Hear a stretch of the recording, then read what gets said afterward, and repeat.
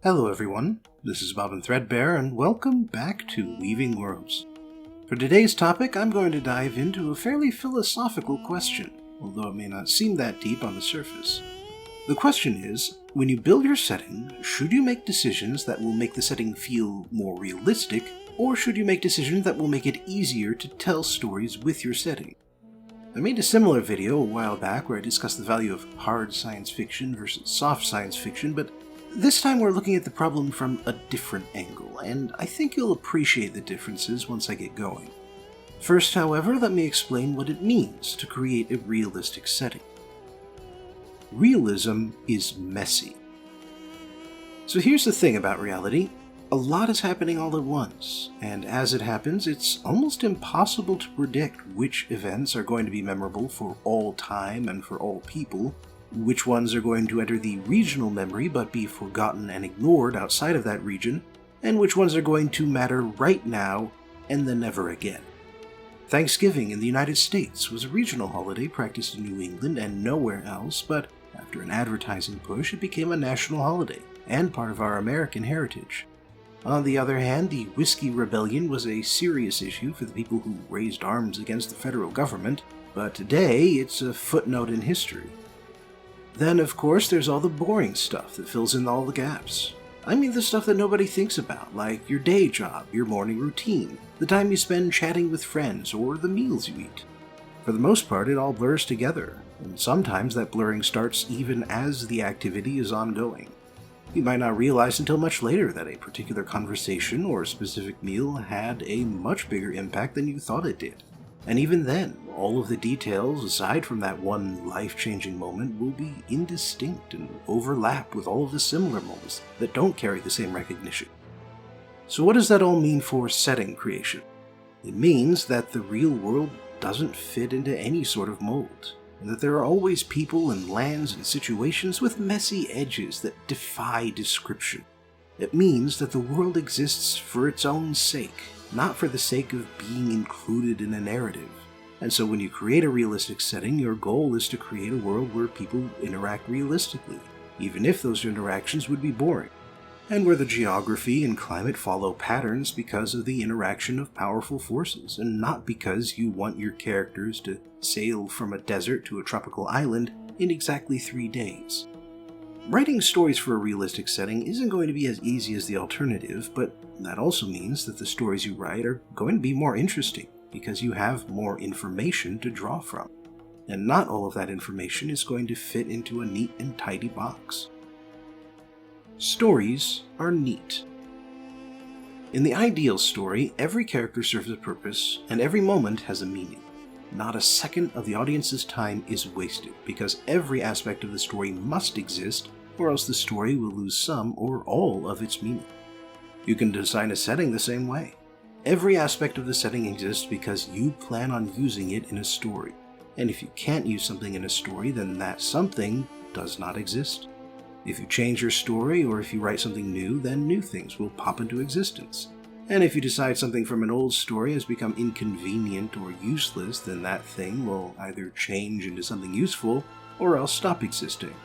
You may spend a sentence or two explaining what happened to audience members who ask questions or complain, but nothing more than that.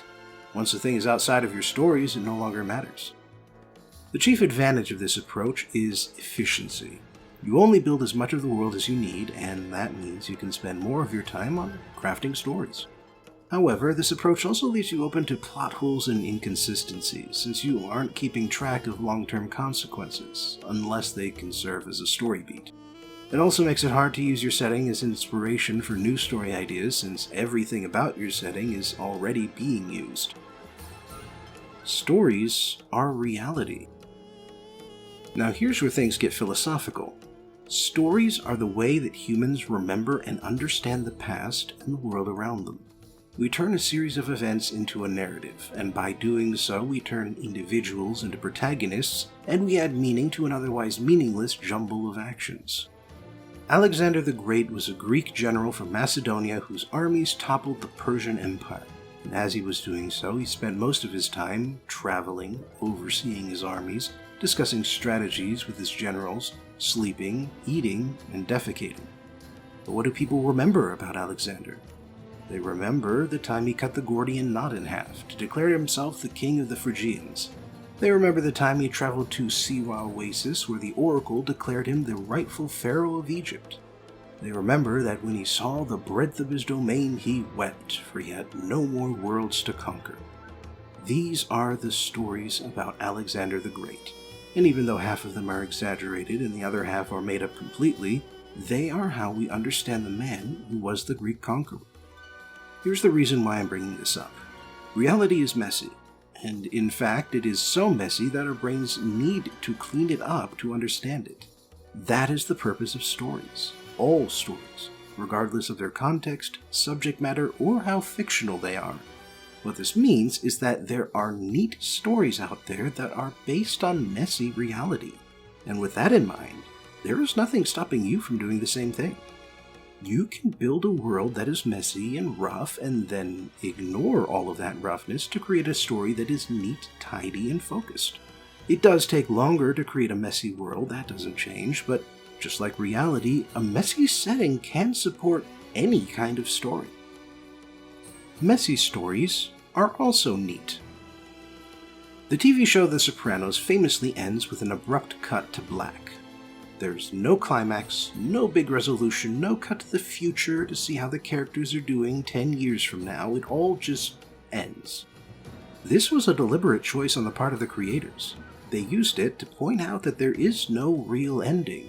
Life continues to go on, and in every moment, old stories end and new stories begin. The show's ending is messy, but that messiness is the point of the show. And that's how it goes with a lot of stories. Side characters will poke their noses in, provide color or commentary, and then leave, never to be noticed again. The protagonists will take a break from their quest to have some fun, and while they may show off a different side of their personalities, they won't accomplish anything useful. Or maybe a TV show will spend half of its episodes on an overarching narrative, and the other half on one-off plotlines that will never be referenced again. You can call moments like these meaningless fluff or filler, but that's not really what they are. Side characters give a story a sense of perspective, and they help the audience see the plotline from a new point of view. They can also give the audience the sense that there's a bigger world outside of the protagonist's problems. A lighthearted episode can give the audience a chance to catch their breath, calm them down before the last big push towards the climax. And if a show keeps a bigger narrative going for months or whole years at a time, one-shot episodes can give the audience a sense of completion that will keep them satisfied as the longer story drags on. So what this means for setting creation is that what I said in the last segment is also true in reverse. You can write a messy-looking story even when you're using a simple setting, because a well-made story is never actually messy, even when it appears to be. You may have to slow things down a bit to come up with side characters and side plots, but you don't have to come up with a detailed backstory to make it appear as though a backstory exists. Ultimately, a story can be neat or messy, and a setting can be neat or messy. And while the two types can complement each other, there is nothing stopping you from mixing and matching as you see fit. So long as you focus your efforts on your storytelling preferences and strengths, you really can't go wrong. Thanks for joining me again for today's journey into weaving worlds. Please like, share, and subscribe because that raises my visibility here on YouTube. Check out my other stuff if you have some time, support me on Patreon if you have some money, and I hope I'll see you again for the next video.